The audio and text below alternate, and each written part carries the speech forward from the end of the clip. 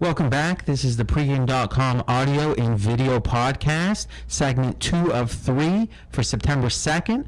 I'm your host, RJ Bell, and segment 2 is big game previews and tips. And this week, we're going to be talking about Alabama, Virginia Tech. I'm joined by Marco D'Angelo, 30 years in the business, Vegas runner, a genuine professional bettor in Vegas. Vegas runner, tell us about the game. Excellent game for the first week of college football. You got the number 7 team, Virginia Tech, playing the number 5 team, Alabama. But according to the odds makers poll, it's a little different. They got Alabama at 6, but Virginia Tech's at 17. So according to them, they're not as close as all the press, everything we're hearing. Excuse me. But jump back. So at 6, so you're saying Alabama's favored by 6 in this game? The line, no, I'm ranking. They are favored by 6.5. It opened 6.5 and 38.5, and it's steady around there. Offshore, one book opened it at 4.5, but it immediately jumped up to 6. All right, but so the 17 and 5, we're talking about the national rankings. Yeah, the odds makers polls rankings are 17 for Virginia Tech and 5 for Alabama, or 6 for Alabama, and the Associated poll, the Associated Press poll, is 7 and 5. So, okay, so what we're saying here is that the Vegas guys are either valuing, or it looks like they're undervaluing Virginia Tech. Yeah, exactly. And it's shown in the line because this is a neutral game. Yeah, and at the Georgia Dome. Exactly. And I made my line actually 5.5 and 37. Considering it's at the Georgia Dome, I gave a slight edge to Alabama. I think they should have a little more of an edge there.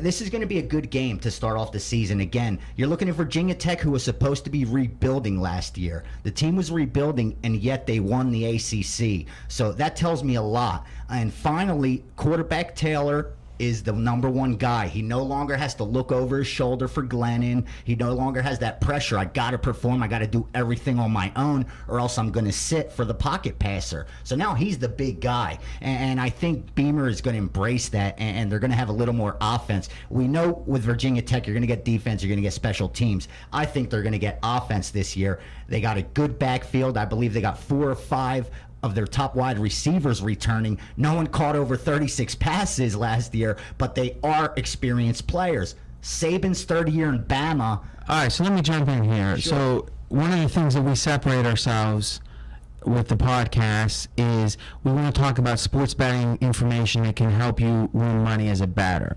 So Marco, when you look at this game, what's the one factor that you think is going to determine who's going to win this game ATS?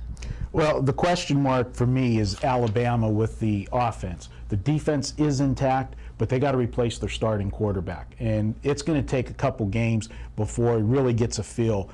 I think the line is 6.5. I was surprised that it came out that high. Personally, like VR was saying, it came out a little lower in a spot and was back quickly up. Right. So wise guys like this, I like Alabama at 6.5. Yeah, and the money's coming in pretty much split from the books I spoke to as far as. I mean, once it got to 6.5, like you said, it immediately got to 6.5. Just that one sports book had it at 4.5. Personally, that's where I would have put the game at, was 4.5. The fact that they got it close to the touchdown tells me that, Vegas likes the Alabama side in this game. I think they're inviting Virginia Tech money here, but I'm neutral on the game right now. I don't have a pick on it. All right, and that's what we're asking. We're trying to define the factors. Our third segments are free pick segments. So here is, we want to help the listeners and the watchers say, if I'm going to bet this game, what should I be considering?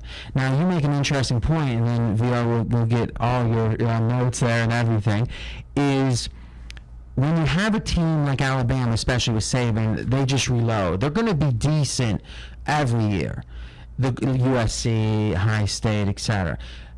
Florida. The question is, if they have a lot of young players on one side of the ball, how are they going to play early in the year? We talked about this in college basketball. As when you have these powerhouse teams, typically early in the year, if they're young, they have more trouble. Then they get maturity during the year. So the Alabama quarterback, if I'm not mistaken, the left tackle, new guys, it seems like early in the year is when they're going to be at their weakest. Is that how you see it? Absolutely, and you look at the returning starters. Both teams are strong on defense returning starters. So I think being such a big game early in the season, a rookie quarterback, making his first start for Alabama. They're going to keep the game plan pretty simple. I think if Saban would have had in a perfect world, he would not have had a game scheduled this big, having to break in a quarterback. If you're asking for an angle in the game, I think that maybe the total would present the best money value for you, and look at this game to go under the total, because they're going to have conservative game plans. I don't think they're going to put the quarterback in a position to fail. That's a good point. And that's a good point. As you think about it, is Vegas is inviting the action, and VR, one of your strong suits is understanding the market, the sports betting market. Is, if you think about it, is the guys that just look at the USA Today are saying, okay, Alabama, Virginia Tech look to be about even. It's on a neutral field. Wait a minute, Alabama 6.5, a lot of value with Virginia Tech. They're welcome. They want that action. Which to me is surprising, because all the rumors of the possible suspensions, Ingram, Jones, their top offensive weapons, the question is, he might suspend them for this game. Wise guys assume that it's not, or else this line would be dropping. Worse, 2 days ago, their defensive lineman, who started all 16 games last year, 14 games, got shot. Word is he's fine, he's going to recover, but that had to affect the team a little bit, and I was surprised that I didn't see at least a half-point drop the other way when this came out. Where the Sharps, who laid a little of the 4.5, laid a little to 6 even, didn't come back and fear the rumors about the suspensions and the defensive line getting injured. This is the classic situation where, and Marco, this is one of your pet spots, is where the line just seems wrong.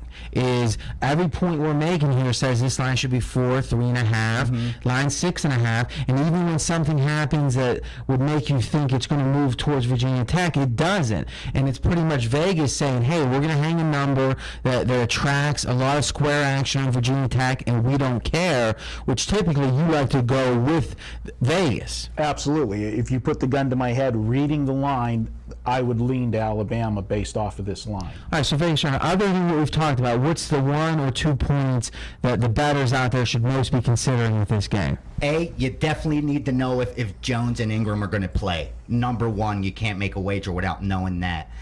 Number two, I want to see where this line goes, to tell you the truth. I want to see, will it move to 7, because that is such a huge number.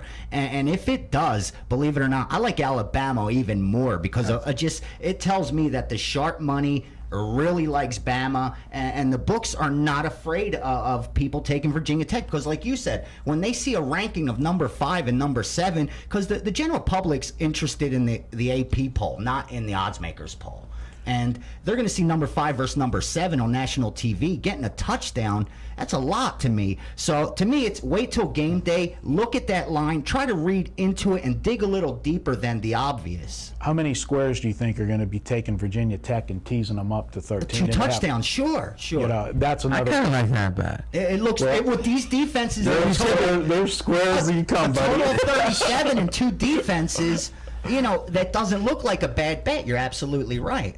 But at the same time, you could tease Alabama just to win the game. So Now, just in general, and we try to be as theoretically instructional as possible, teasing in college football is not a good bet. No. Is NFL, and the reason being the variation of the results to get a little mathematical means those 6 points aren't worth as much as in the NFL, when they're worth more because the lines are tighter. I agree 100%. What's your thoughts on the total? Marco made an interesting case to the under. Not only the inexperience, but also on the offensive side, but the conservativeness of the game plan is the expectation. You got to look at under first, but again, 15 seconds, man. you got to look at under first. But again, this is being played in a dome. It's going to be faster field. That's what you got to look at there when you look at the total. All right, we're going to have to leave it at that. Okay, that's been segment 2. We'll be back with segment 3, free picks. You can get everything at pregame.tv.